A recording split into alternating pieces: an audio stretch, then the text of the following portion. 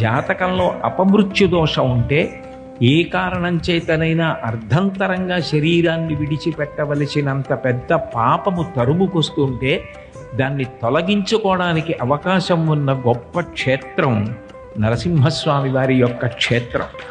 ఎందుచేతనంటే ఇక్కడ యమధర్మరాజు గారి మూర్తి ముందు దీపాన్ని వెలిగిస్తే ప్రసన్నుడు కావలసిన వాడు నరసింహస్వామి. ఆయన ప్రసన్నుడయ్యాడనుకోండి, యమధర్మరాజు గారిని కూడా ఆదేశించగలడు.